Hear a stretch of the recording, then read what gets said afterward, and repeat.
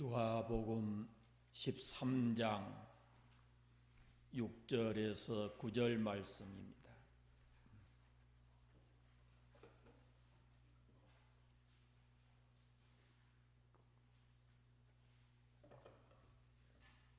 누가복음 13장 6절에서 9절 말씀 한 목소리로 합독해서 읽겠습니다. 이에 비유로 말씀하시되 한 사람이 포도원에 무화과 나무를 심은 것이 있더니 와서 그 열매를 구하였으나 얻지 못한지라. 포도원 지기에게 이르되 내가 3년을 와서 이 무화과 나무에서 열매를 구하되 얻지 못하니 찍어 버리라. 어찌 땅만 버리게 하겠느냐. 대답하여 이르되 주인이여 금년에도 그대로 두소서. 내가 두루 파고 거름을 주리니 이후에 만일 열매가 열면 좋거니와 그렇지 않으면 찍어 버리소서 하였다 하시니라. 아멘. 십계명을 펴겠습니다.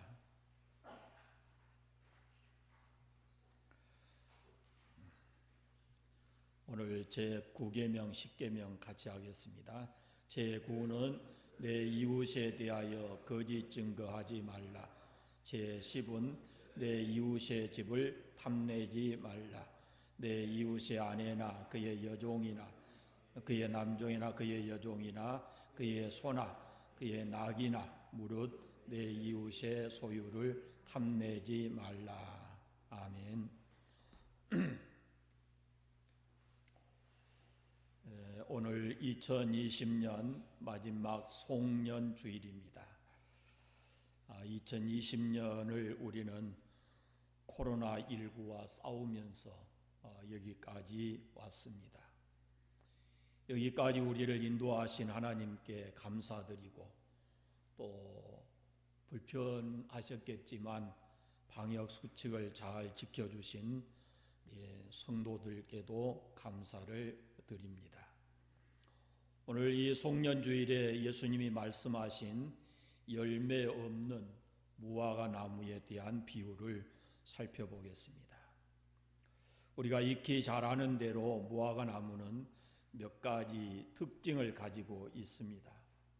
이 무화과 나무는 관상용 나무가 아닙니다. 그 모양이나 자라는 모습에서 참 나무가 아름답다 이렇게 느껴지지를 않습니다. 또 하나는 무화과 나무는 제목으로 쓸 수 있는 나무도 아닙니다. 적어도 나무라면 곱게 아니면은 굵게라도 이렇게 자라야 쓰일 때가 있는데 사실 무화과 나무는 아무 데에도 쓸모가 없습니다. 그렇다고 아름다운 꽃을 피워서 사람들을 즐겁게 해주는 것도 아니고 나무가 울창하게 커서 그 밑에 가서 그늘에 사람이 쉴 수 있는 것도 아닙니다. 이렇게 무화과 나무는 나무 자체에 볼품도 없고 아름다운 꽃도 없고 향기도 없습니다. 그렇다면 이 무화과 나무의 존재 목적이 어디 있겠는가? 단 한 가지죠. 열매입니다.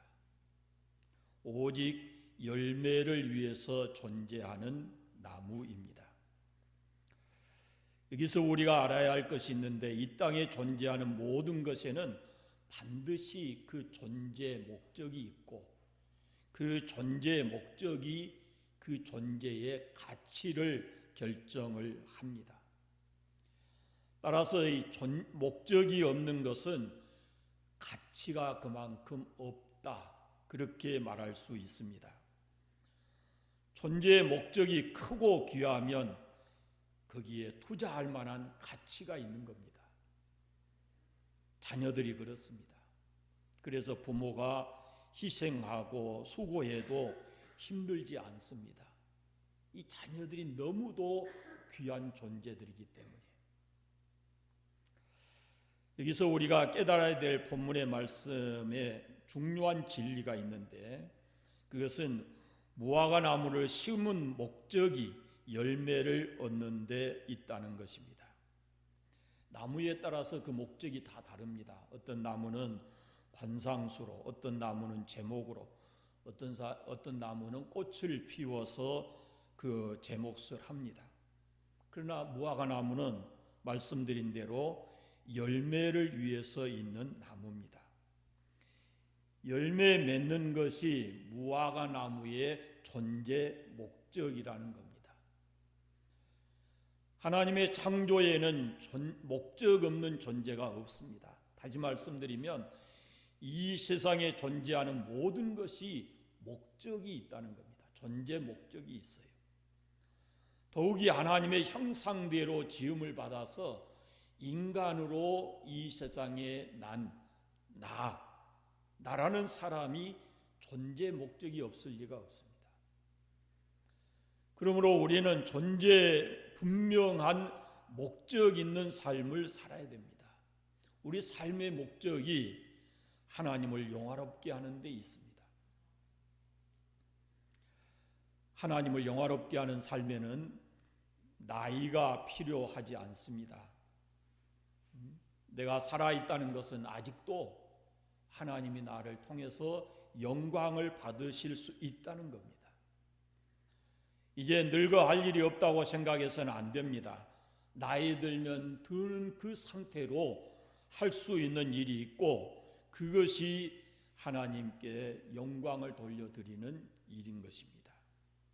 하나님은 오늘 우리의 삶을 통해서 열매를 기다리고 계십니다. 거듭 말씀드리지만 무화과 나무의 존재 목적이 열매입니다. 그런데 오늘 말씀에 나오는 이 무화과 나무에는 열매가 없습니다. 꼭 있어야 될 열매가 없습니다. 오직 열매만이 존재의 목적인데 열매가 없습니다. 그리고 본문에 3년을 기다리며 열매를 구하였는데 열매를 얻지 못했다 이렇게 말씀합니다. 여기 중요한 말씀이 있는데 3년을 기다렸다는 것은 인내하고 참아주었다는 말씀입니다. 하나님께서는 참아주십니다. 탕자가 돌아올 때까지, 악하고 교만한 심령이 회개하고 돌아올 때까지 참으십니다. 참으로 오래오래 기다리면서 참아주시는 하나님이십니다. 아무 일도 하지 않고 기다리는 것이 아니고 물을 주고 걸음을 주며 가꾸어 가면서 기다리십니다. 하나님의 기다림에는 행동이 있습니다. 우리가 열매 맺도록 즉 깨달으며 행동하고 부지런하며 진실하며 겸손하도록 그래서 열매 맺도록 계속해서 일하시면서 기다리십니다. 그래서 때때로 하나님은 주시기도 하시고 빼앗기도 하시고 건강하게도 하시고 병들게도 하고 높이기도 하고 낮추기도 하고 칭찬받게도 하고 능욕을 당하고 책망하기도 합니다. 그렇게 해서 하나님께서는 우리로 열매 맺도록 하시는 겁니다. 그러나 3년을 기다렸다는 말씀 속에는 아주 무서운 의미가 담겨져 있습니다. 기다림에 한계가 있다는 말씀이에요. 하나님의 인내에도 한계가 있습니다. 무턱대고 무진장 기다리시는 하나님이 아니십니다. 회개하고 돌아오는 자에게는 무한한 사랑이시지만 죄를 짓기를 계속하고 이런 사람에게 하나님의 사랑은 무한하지 않습니다. 물론 하나님께서는 죄인에 대해서 오래 참으십니다. 그러나 언제까지 참고 계시지만은 않습니다. 때가 되면 하나님은 심판하십니다. 이처럼 하나님의 인내에도 하나님의 사랑에도 한계가 있다라고 이 말씀 속에 의미가 담겨져 있습니다. 또 한 가지 3년을 참았다는 말씀은 어느 정도 충분히 필요한 만큼 참았다는 말씀입니다. 많이 참았다는 말씀입니다. 그러나 어느 한계에 가서는 참지 않으시고 인내와 사랑은 곧 심판으로 바뀌어집니다. 그것이 바로 노아의 홍수고 소돔 고모라의 멸망이고 이스라엘의 패망이었습니다. 이러한 심판 모두가 다 하나님의 기다림이 단 어느 한계점에 이르렀을 때에 이런 심판이 왔다 하는 사실입니다. 하나님의 인내에는 한계가 있습니다. 그 한계의 절정이 바로 십자가입니다. 그러므로 십자가는 하나님의 인내의 상징이고 사랑의 상징이고 동시에 사랑의 한계가 있음을 상징하는 것입니다. 십자가는 하나님이 인류에게 제시한 마지막 조건입니다. 마지막 보루, 최후의 통첩과도 같은 것입니다. 그런데 십자가를 통해서 주신 하나님의 사랑, 하나님의 은혜를 부정하고 끝까지 거절한다면 그 사람은 더 이상 용서받을 길이 없습니다.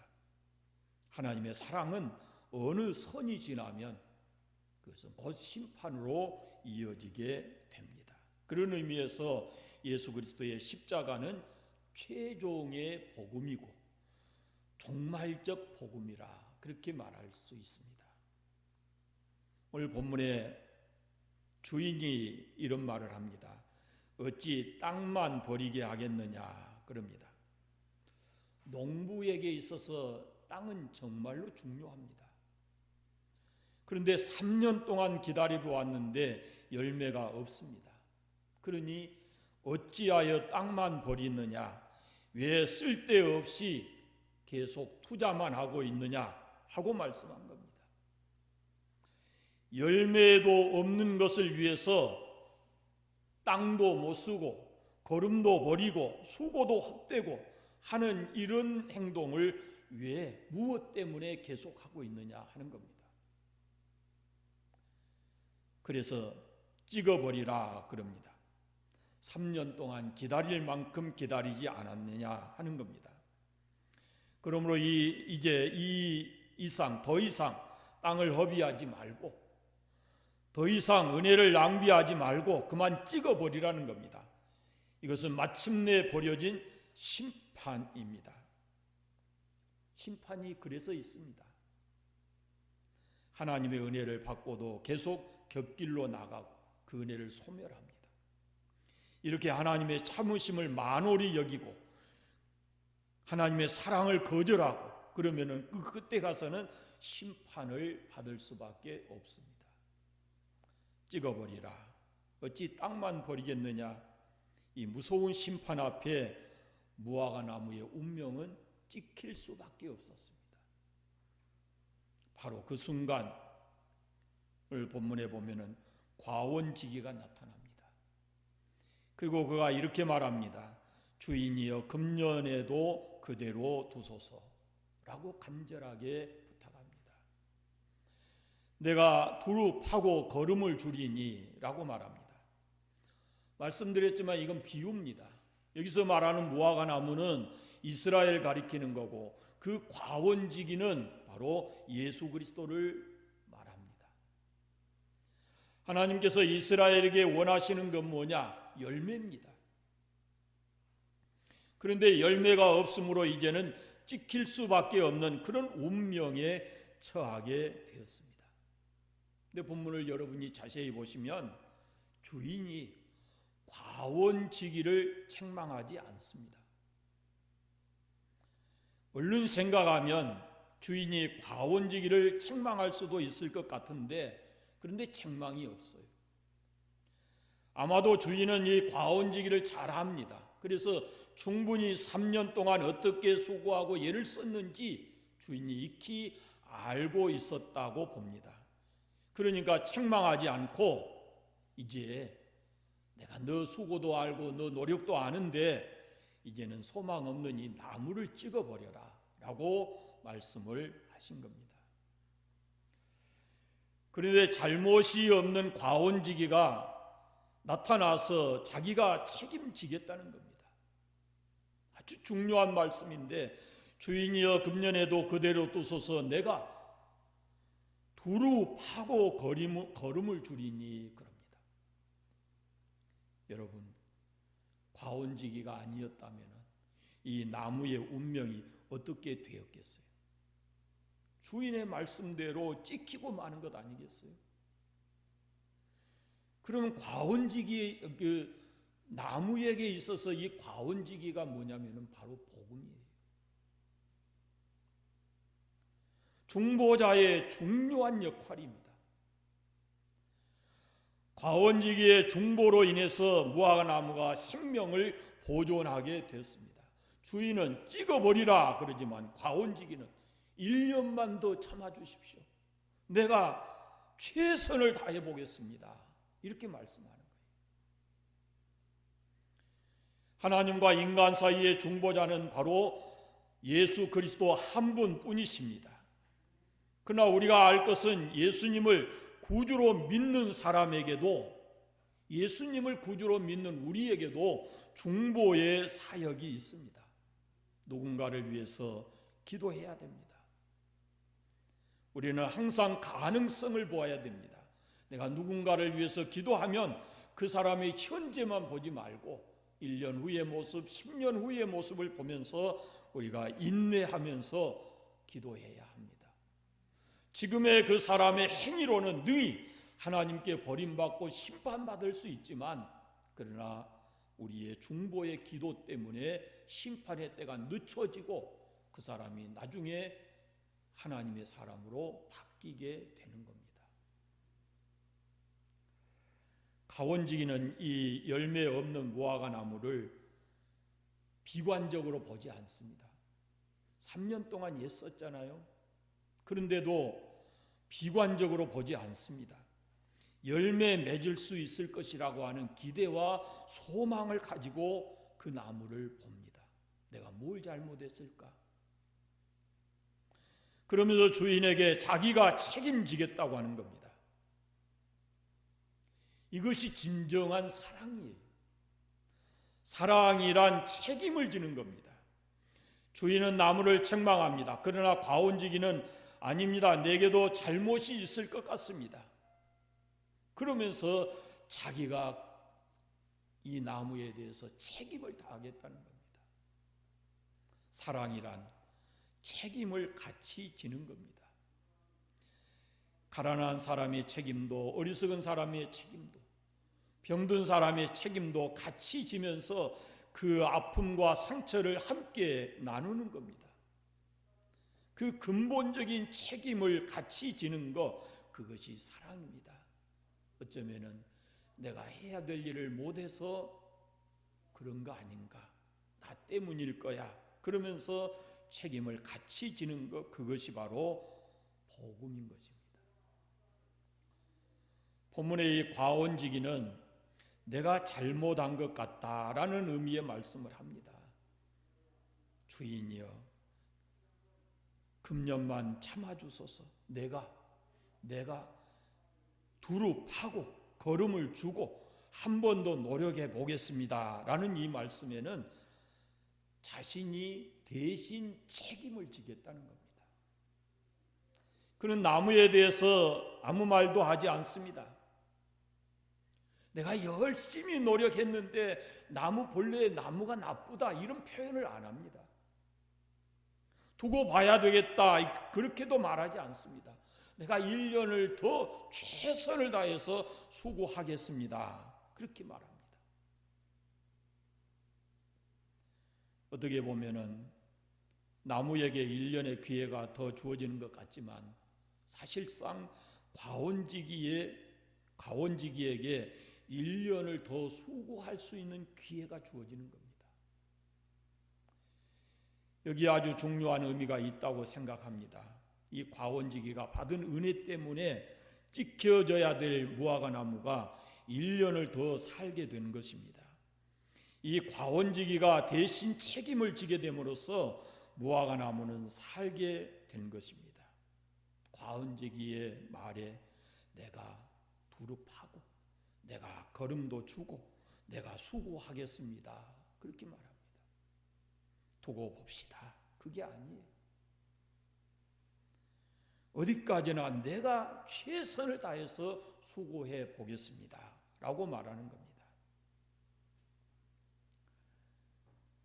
얼른 생각하면 열매 안 맺으니까 파내고 다른 나무를 갖다 심으면 더 빠를지 모르겠죠. 여러분, 우리 삶의 열매를 맺으려면요, 내가 먼저 달라져야 되는 거죠.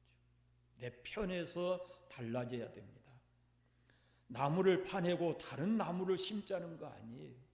이 과원지기가. 사랑하는 사람과의 관계 속에도 그렇습니다. 상대방이 변화되게 해달라고 우리 기도하기 전에 내가 변화돼야 됩니다. 내가 달라지면 저쪽에서도 서서히 달라지게 될 것입니다. 부모가 달라지면 자녀도 변하게 되어 있습니다. 남편을 대하는 아내, 아내를 대하는 남편, 서로가 먼저 변화되면 상대도 따라서 변화되게 되어 있습니다.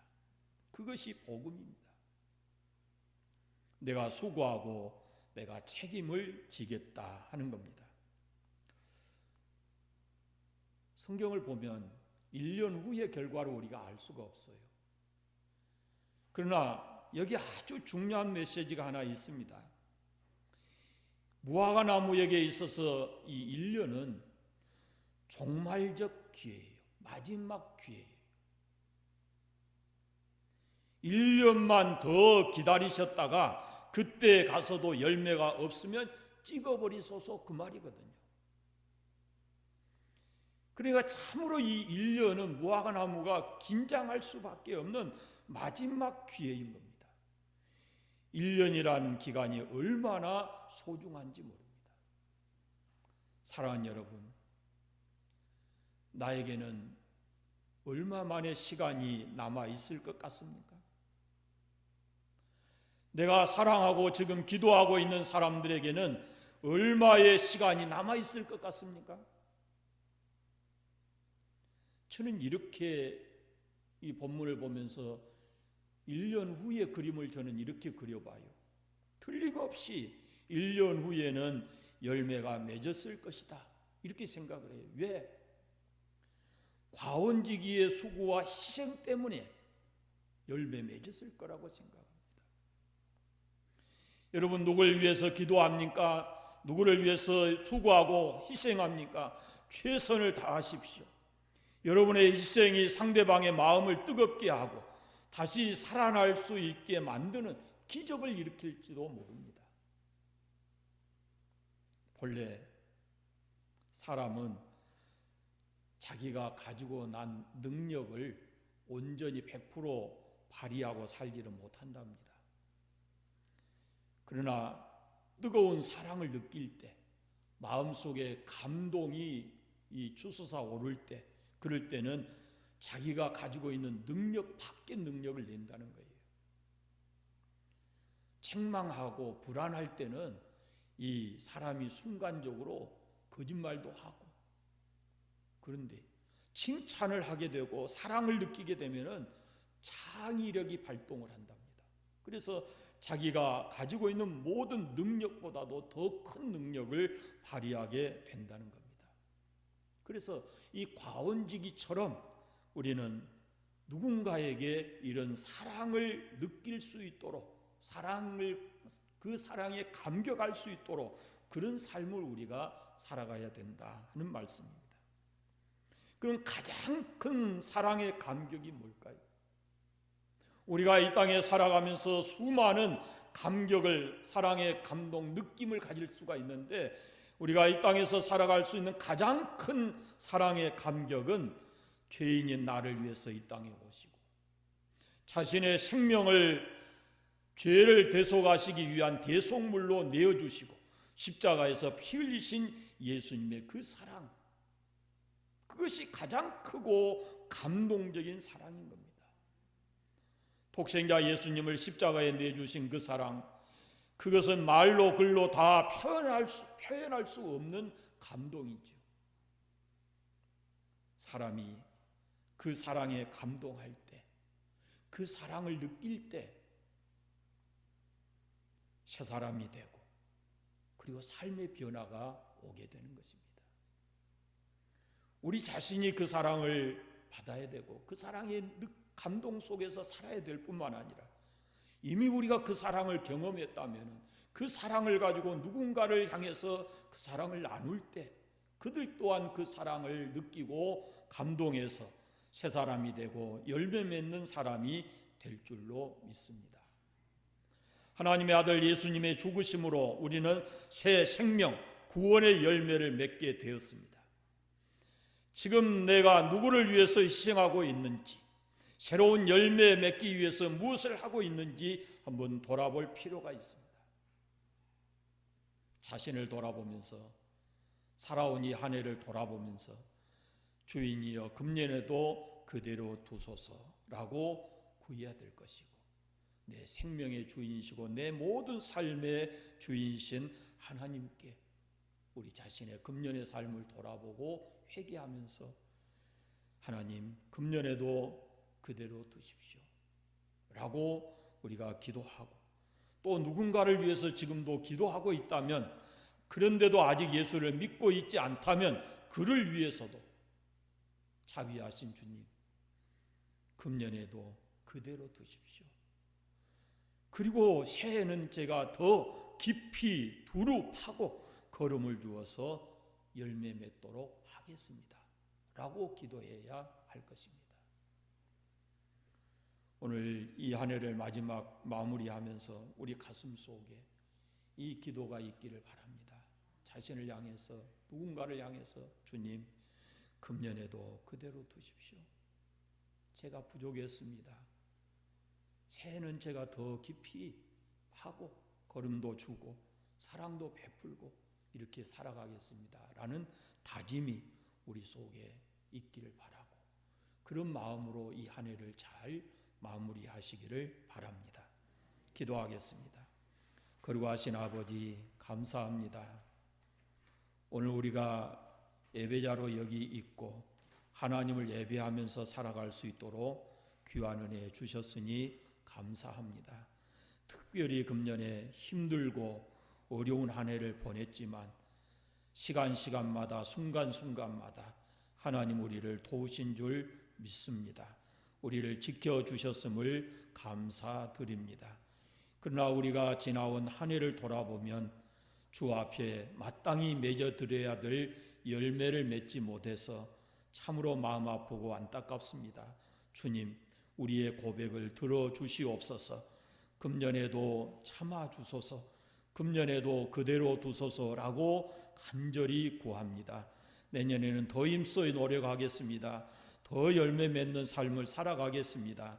자비하신 아버지, 또 우리가 누군가를 위해서 기도합니다. 그들을 향해서도 주님 참아주시고 내년에 더 열심히 하고 걸음 주고 사랑 나누어 주고 해서 그들 또한 주 앞에 열매 맺는 사람으로 바뀌어지게 하여 주시기를 원하옵고 기도합니다. 남은 2020년 잘 마무리할 수 있도록 성령 하나님 우리를 붙들어 주시고 간구하여 기도하옵기는 오늘 이 예배에 함께하지 못한 성도들, 또 방송을 통해서 예배에 참여하는 모든 성도들에게도 동일한 은혜를 허락하여 주시옵소서. 예수님의 이름으로 기도드리옵나이다. 아멘.